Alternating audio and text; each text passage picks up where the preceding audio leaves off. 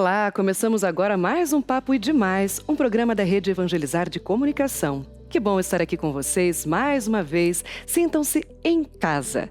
Eu sou Tati Aires e vou conduzir esse papo que leva os 3 pilares do portal de conteúdo da obra. Nós vamos inspirar, despertar e evangelizar, sempre com temas muito próximos do nosso dia a dia e que nos ajudam a viver melhor. O assunto de hoje é muito importante para as famílias, o momento em que um filho sai da casa dos pais para seguir os seus próprios caminhos. O que poderia ser uma linha de chegada, a certeza de que os pais cumpriram o dever, acaba sendo um processo doloroso e de dificuldades. Esse sofrimento é mais comum do que se pensa, viu? E tem um nome: Síndrome do Ninho Vazio. Alguns filhos, ao fazer suas escolhas profissionais, acabam indo morar em outros lugares, ou casam, ou simplesmente resolvem que é hora de sair da casa dos pais para ter a sua própria vida. De repente, aquela casa que era cheia se torna um lugar vazio. Me conte, você já passou por isso? Ou conhece alguém que passou?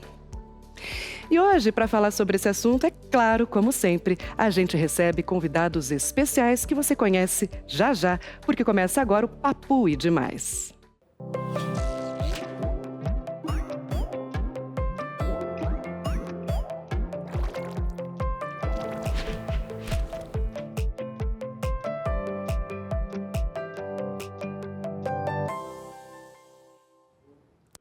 E vamos lá então apresentar para vocês os nossos convidados conforme prometido. Um deles é o psicólogo Akin Neto, que vai falar sobre como a síndrome acontece e como podemos superá-la. Então eu aproveito para dizer bem-vindo, Akin. Tudo bem contigo? Tudo bem, obrigado. Privilégio receber você por aqui, viu? Fico feliz de estar aqui para a gente conversar sobre isso. Que bom. E a gente tem mais um convidado também sob a perspectiva espiritual. É o Padre Jorge Fortunato, que orienta famílias sobre esse assunto. Padre Jorge, bem-vindo. Olá, Tati. Muito obrigado pela acolhida aqui na TV Evangelizar. Tudo certinho contigo? Tudo certo. Estamos à vontade para começar esse papo. É um tema difícil, então para a gente explicar para quem está assistindo a nossa programação, eu já começo aqui com a Kim para explicar o que é a síndrome do ninho vazio. Bom, na verdade é assim, a gente dá esse nome, né? Isso não é uma síndrome, não, você não vai encontrar isso no DSM, por exemplo, né? Mas a gente dá esse nome para quê? Para a gente identificar a dificuldade, a dor emocional que alguns pais têm quando os filhos saem de casa. Então, o síndrome do ninho vazio seria isto, caracterizada pela dor, seja ela por depressão, raiva, ansiedade, quando os filhos querem sair de casa. Às vezes os filhos não saíram efetivamente. Já sofre por antecipação. Já sofre por antecipação, com toda certeza. Então, o nome que a gente dá é isso. A pessoa perde o sentido de vida. Geralmente são pessoas que se dedicam muito aos filhos e passam em algum momento confundir a sua vida com a vida dos próprios filhos. Quando eles se vão, ela perde o sentido de vida. Então, fica à deriva e às vezes quando temos um casal dentro dessa dinâmica, o próprio casal perde o sentido. Não sabem mais ser marido e mulher, apenas pai e mãe. É como se desmontasse aquilo que foi construído ao longo de muito tempo. É como se fosse uma perda mesmo, tanto que em muitos casos o que a gente percebe é um processo de luto mesmo, como se os filhos indo embora fosse o fim, um fim trágico, a morte. Não se entende que o filho fora de casa continua sendo filho e ele continua sendo pai e mãe, e o casal continua sendo um casal. Geralmente isso acontece ao longo da vida, inclusive.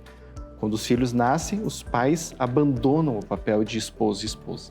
Começam a se relacionar apenas nessa função paterna e materna. Inclusive, antigamente até tinha muito aquela ideia do esposo chamar a esposa de mãe. É mãe, verdade. E a mãe vai ao pai. Né? Então isso ficava tão caracterizado que aquele era o pai e a mãe, e não mais o esposo e a esposa. Ou seja, duas situações diferentes de problemas Sim. já sinalizados, né? Sim, Quando vem certeza. ali do nascimento, o casal já eventualmente se desestrutura e depois a saída. Então são 2 pontos de vista interessantes para a gente lidar daqui a pouco um pouquinho mais, Sim. né? Agora eu gostaria de perguntar para o Padre Jorge qual a orientação espiritual, a mensagem de Deus para famílias que estão vivendo este momento. Afinal, é doloroso. Sim. É interessante lembrar, Tati, que Deus não é mágico, né? E todavia, sempre Jesus, ele pregou a verdade, né? E estar sempre com os pés no chão, encarando as realidades de cada dia, né? Por isso que ele sempre afirmou e orientou: vinde a mim, todos vós que estáis cansados, sob o peso dos vossos fardos, que eu vos darei o descanso. Mas é um descanso encarando a sua vida, a sua existência da forma real, né? Por isso que eu repito, não é nada mágico. Deus não é mágico, não é. E na forma espiritual, infelizmente, podemos dizer assim, infelizmente, no atendimento espiritual, na paróquia, aqui no santuário que nós trabalhamos, nós vemos hoje, infelizmente, um povo doente. Doente porque não sabe tomar atitudes sozinhos, né? Talvez no âmbito da psicologia seja a mesma situação. A maioria das pessoas querem uma bula de remédio ou uma receita de bolo para viver a vida, né? E na maioria das vezes, os pais, não todos, mas a maioria talvez, eles têm um sentimento de posse. É meu filho, meu. Tudo bem, você pariu essa criança, você criou, é seu filho, você gestou esse ser humano, mas não é propriedade sua, não é. Não se diz que se cria para o mundo, né? Exatamente. Mas é só na teoria, na prática... É muito difícil, né? Então, as pessoas vão adoecendo e às vezes o filho vai embora, a filha vai embora de casa, no sentido positivo, de construir sua vida, estudar, trabalhar, ter o seu casamento, e às vezes os pais, mãe ou pai, não se contentam com essa situação e vão interferir lá onde ele está, né? Seja no apartamento que ele mora, na casa que ele mora, querendo que a vida dele e dela, do filho ou da filha, da nora ou do genro, seja do jeito que o pai, a mãe, o sogro... Uma espécie de invasão? Exatamente. Assim? Invade essa nova realidade para tentar misturar isso tudo. Isso. A privacidade. Temos alguns exemplos, padre, de santos ou da Bíblia que inspirem pais sobre esse assunto? Olha, temos, por exemplo, não no sentido de invasão, né? Mas no sentido de conversão. Santa Mônica. Santo Agostinho foi um santo, antes de ser santo, foi um ser humano como todos nós somos, né? Mas teve uma vida muito desenfreada, né? Mulherengo, vamos dizer assim, na época, né? E Santa Mônica sempre rezando pela conversão desse filho, né? É claro, é diferente do tema que nós estamos partilhando aqui hoje, que é no sentido de invasão de privacidade, né? Do filho ou da filha, enfim. Mas Santa Mônica foi esta mãe intercessora que, por meio da oração dela, constante, Agostinho, que depois se tornou presbítero, bispo da igreja, ele teve a sua conversão, né? E hoje nós temos vários escritos importantíssimos sobre filosofia e teologia que remete a Santo Agostinho. Gostaria de perguntar para o Joaquim, você citou há pouco alguns sintomas dessa síndrome do ninho vazio, vamos colocar assim. Eu gostaria, por gentileza, que você frisasse quais são eles, tanto os sintomas que podem ser físicos, que o nosso psicológico inconsciente reflete diretamente no corpo, né? Então, físicos, emocionais e psicológicos, até para quem está nos assistindo, ver se identifica com algum deles. Em vez de falar de sintomas, eu não gosto muito de falar de sintoma, porque sintoma é uma lista que o sujeito vai ticando, né? Como uma receita, né? Exatamente. Então, eu prefiro falar em termos de quais estruturas, quais dinâmicas a gente pode encontrar. Podemos encontrar, por exemplo, a dinâmica de uma mãe ou pai, ou ambos, que são muito narcisistas. E o filho é o seu bibelô dourado. Filho ou filha, né? Então, este filho estará fadado a ter que fazer tudo aquilo que papai e mamãe querem, porque papai e mamãe precisam se sentir muito fortes. A realização do outro e não a sua. Na verdade, no caso do narcisismo, é a sua própria realização, a partir do outro. Exato. Né? Então, a partir do momento que meu filho estuda no colégio mais caro, tem as melhores notas, tem o melhor namorado ou namorada, eu estou mostrando ao mundo o quão eu sou bom pai, boa mãe. Né? Então, essa é uma dinâmica. Então, os pais, quando o filho deseja fazer algo, vão se sentir traídos, vão se sentir confrontados, O filho está querendo algo sozinho, está querendo algo próprio. Como você pode querer algo próprio para a sua própria vida? Né? Não funciona assim, você tem que seguir os meus desígnios. Então essa seria uma dinâmica. Temos uma outra dinâmica onde podemos ter uma família mais frágil, pais que não têm um self muito bem desenvolvido. E com o filho tem alguém para se apoiar. Então o filho passa a ser parte daquele pai ou daquela mãe e começa a dar sustentação a esta pessoa. A partir do momento que filha diz que quer fazer coisas sozinho, isso cria um problema de identificação. Então a família começa a se desestruturar porque os pais precisam daquela criança ali para se sentirem alguém. Para se sentir inteiro. Para se sentir alguém. Como faltasse um pedaço. Saiu o filho de casa, perdi um membro. Exatamente. Então essa é uma outra dinâmica. Né? E ainda temos uma dinâmica onde temos, por exemplo, conflitos no casal. Então nessa dinâmica, o casal está em conflito e os filhos se tornam seus aliados. Então perder o filho ou a filha, nesse contexto, significa também perder a guerra. Então nesse caso é um pouco mais difícil, porque os filhos também vão tender a tomar partido dos pais. E muitos, inclusive, não querem sair de casa, embora fosse importante. Então, essas três dinâmicas configuram cenários diferentes, percebe? Onde no caso de um narcisista, a gente teria pais que se sentiriam traídos, ameaçados até pelo filho ou filha. Num outro, a gente teria um pai, uma mãe que não sabe viver sem, que perde, como você falou, um pedaço de si. E nessa terceira, uma pessoa que se sente enfraquecida. Como você pode me deixar aqui sozinho com seu pai?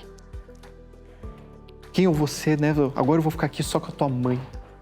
Então essa culpa, ela é jogada em cima da criança. E ainda coloca um contra o outro, né? Certeza. O que é muito doloroso e pode causar outros problemas nesse desenrolar. A verdade é que isso rende pano para manga. Então eu peço paciência para vocês, gente, para ir para um rápido intervalo e a gente volta já com muito mais e discutir esse tema tão importante. Eu te convido, fique conosco. Até já.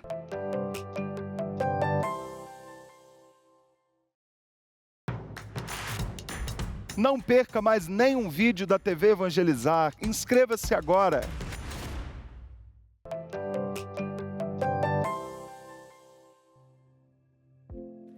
Estamos de volta ao Papo e Demais e a nossa conversa de hoje é sobre como lidar com a síndrome do ninho vazio.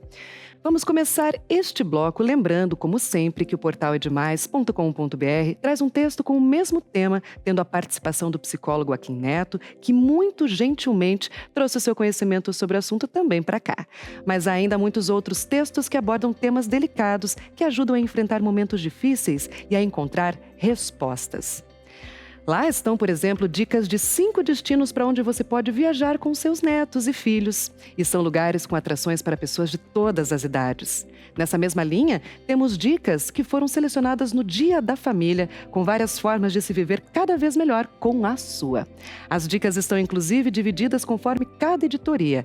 Temos dicas para inspirar, como aquelas que falam sobre como perdoar, dicas para despertar, como as sugestões para desenvolver a paciência no dia a dia e, claro, dicas para evangelizar. Acessem idemais.com.br.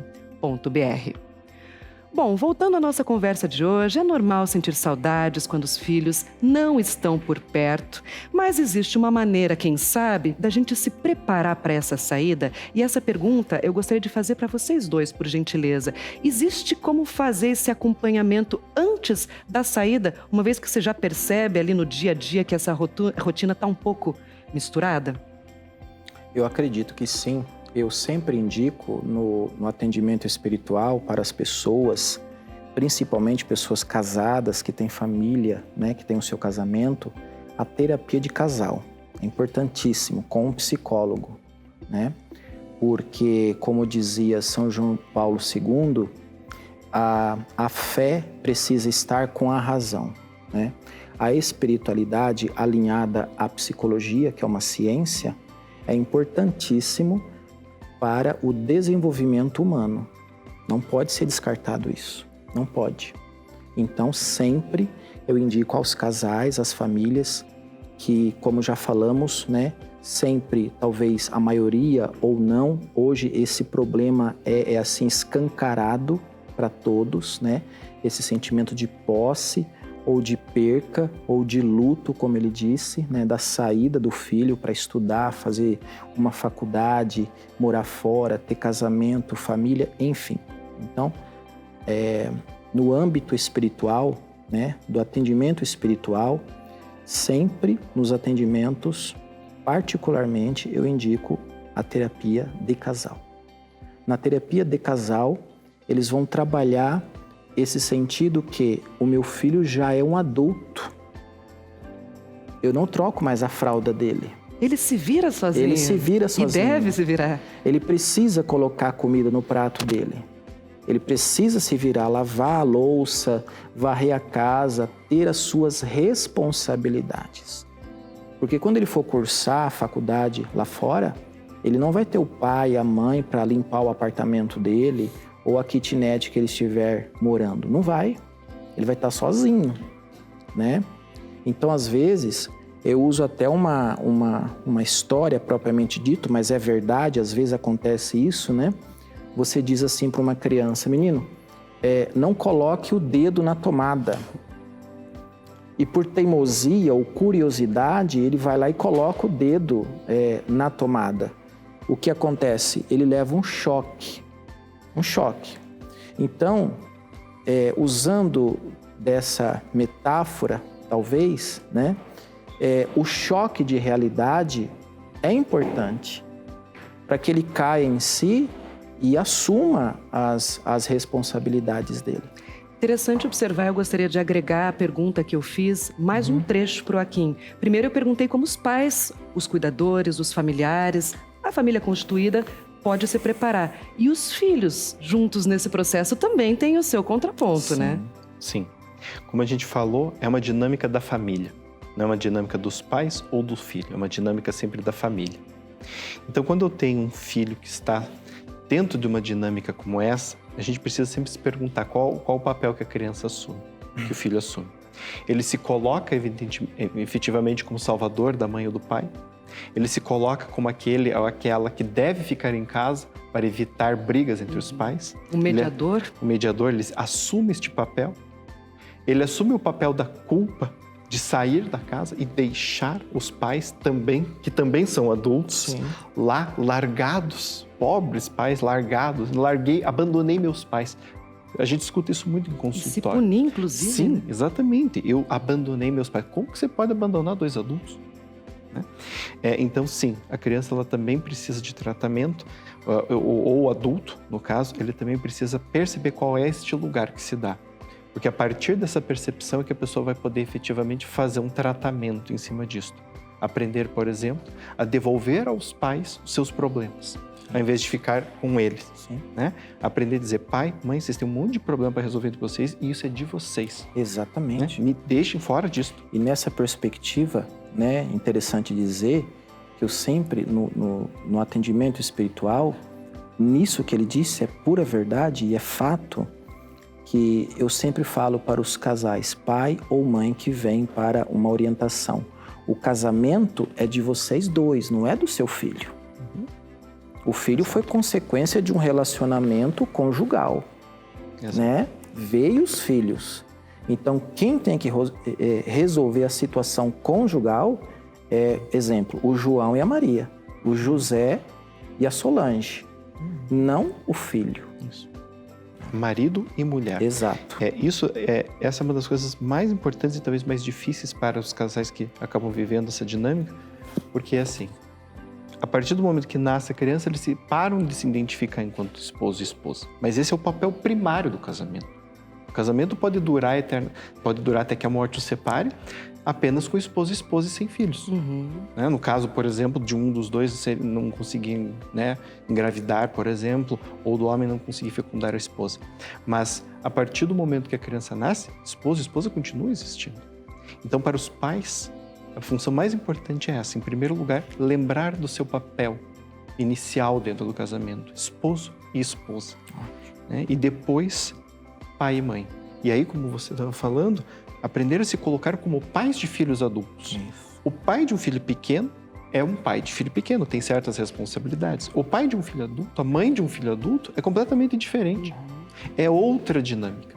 Aprender a aceitar essa outra dinâmica, no entanto, é muito difícil. Como a gente estava falando anteriormente, no caso do emaranhamento, do self subdesenvolvido, para os pais fica difícil a tarefa de saber colocar o seu próprio braço no corpo. Me devolve. Né? Assim, então, assim, o meu filho é meu braço. Então, o filho fala, eu não sou braço de ninguém, eu sou um ser individual. E os pais, de fato, ok, eu também sou um ser individual. E criarem uma individualidade. Esse é um outro desafio, né? Jung coloca como a individuação. Então, esse rompimento com aquela simbiose dos pais. E a partir daí, cada um desenvolver a sua própria individualidade. Isso é muito importante. Se colocar como indivíduos inteiros, né? Esse era o ponto que eu ia falar agora. O padre citou do acompanhamento espiritual, do apoio, da família se unir, a busca de ajuda tanto com o psicólogo, terapia de casal, os filhos, esses atendimentos no consultório e nesse acompanhamento. Mas também existem outras fórmulas, até mais simples do dia a dia de todos nós. Voltar-se para si, silenciar, se procurar, praticar atividades físicas, sair passear, fazer uma viagem, como eu citei ali. Eu gostaria que vocês deixassem nas palavras finais e nas dicas finais de vocês algumas dicas e sugestões, incluindo essas que são tão simples, que já deveriam permear o nosso dia a dia, mas que são uma maneira de a gente se olhar e se fazer aquele carinho em si mesmo, que deveria ser feito diariamente, né? Então, por favor, padre, suas palavras finais também perpassando por esse tema, por favor. Certo. Tati, a própria palavra de Deus, a Sagrada Escritura, ensina não só no sentido de cumprir leis teológicas, não é isso. É isso, mas também não é isso. Mas é trazer um bem-estar para o indivíduo, para aquele que de fato acredita.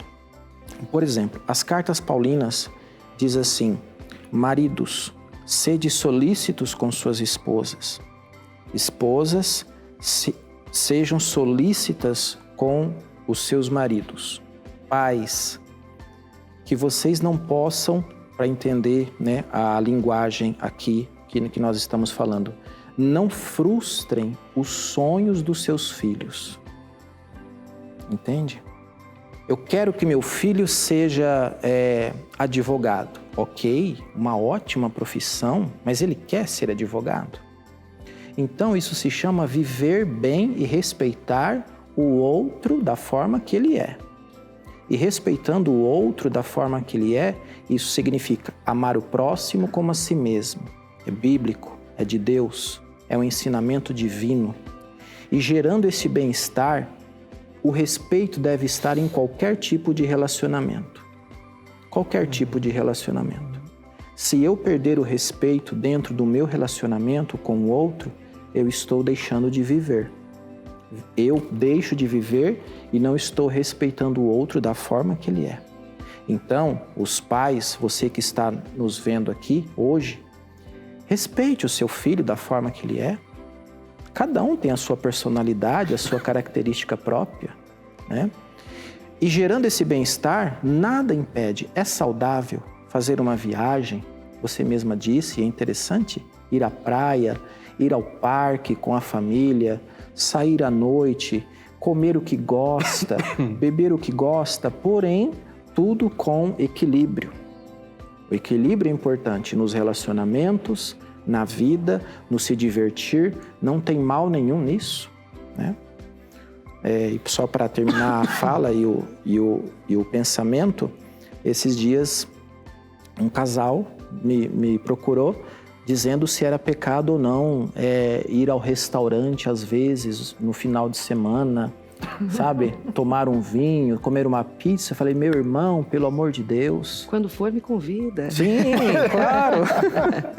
Né? É muito necessário, inclusive, né? E especialmente se o filho saiu de casa, reunir nesses momentos depois, né? É saudável, claro, tudo com equilíbrio, na medida certa, no momento certo. Então hoje, as pessoas, não digo todos, estão caindo num certo rigorismo. Você entende? Uhum. E Deus, a lei de Deus não é para ser rigorista ou escravizar. O próprio Cristo disse, eu quero misericórdia e não sacrifício. De que adianta tanto sacrifício se não existe empatia, compaixão e misericórdia com o outro? Então, finalizando a fala minha aqui para vocês e para você que nos acompanha, é importantíssimo a vivência afetiva, sair, viajar, ir à praia, aqueles que gostam, fazer uma caminhada, andar de bicicleta, enfim. Por quê? Porque a vida é curta e nós não sabemos o dia de amanhã se estaremos aqui ou não. Portanto, viva bem o hoje, o agora, com compaixão, com empatia, entenda o seu filho, entenda o seu esposo. Precisa haver diálogo, reciprocidade dentro de cada relacionamento. Perfeito, obrigada pelas palavras, Padre. Agradeço pela sua participação e deixo para as palavras finais agora do Joaquim também para se despedir, agradecendo também por estar aqui conosco hoje. Sim. Eu diria para as pessoas que podem enfrentar esse problema o seguinte: pense sempre que esposo e esposa vêm antes de pai e mãe. Pode parecer às vezes até cruel dizer isso, mas essa é uma coisa importante. Então, como que este casal estará vivendo? Vocês saem para jantar? Vocês fazem uma viagem juntos? Vocês vão ao cinema ver um filme? Vocês têm um momento de intimidade próprio de vocês dois, às vezes até mesmo sem os filhos, né? Aquela famosa, vai na casa do amiguinho, né? Então, isso é extremamente importante, manter o casal vivo, fazendo coisas de casal, né? Essa é uma coisa muito importante. Segundo passo, reconheça que seu filho é uma outra pessoa, é um outro ser e que vai viver uma vida alheia à sua, embora de você tenha vindo. Então, aprende a conhecer quem é seu filho, quais são os seus gostos, quais são os seus temperamentos, quais são suas virtudes e seus vícios. E a partir disso, incentivá-lo a viver a sua própria vida, entendendo sempre que ele não é seu, como você bem colocou anteriormente, ele veio de você e ele vai para o mundo, né? Dizermos que o filho é nosso apenas se refere a uma questão de origem. Né? Assim como digo, sou brasileiro, vim daquela terra, mas a terra não me tem como propriedade. Né? Então, eu acho que aprender a cultivar o gosto de conhecer quem é seu filho ajudará muito no momento em que a pessoa precisa ir para o mundo, porque eventualmente não vai ser uma novidade se você realmente conhece seu filho. E depois todos se reúnem, eventualmente em bons almoços, bons jantares, encontros e passeios. Meninos, obrigada por estarem aqui comigo hoje. Conte comigo. Valeu, obrigado. Eu agradeço demais ao psicólogo Joaquim Neto e ao Padre Jorge, que estiveram aqui hoje orientando famílias na fé, na psicologia. Agradeço você também pela companhia, você que está aí nos assistindo. Muito obrigada. E já sabe, continue ligadinho no ID+, que traz sempre uma palavra de inspiração e muita informação para todos vocês. Acesse idmais.com.br para rever este programa e outros, a ter acesso a mais conteúdos exclusivos sobre o Papo ID+, e também para mais conteúdos sobre as relações familiares. Aproveita e fala pra gente sobre quais temas você gostaria que a gente discutisse aqui no programa. Logo mais estaremos de volta para mais um Papo ID+. Até, tchau, tchau.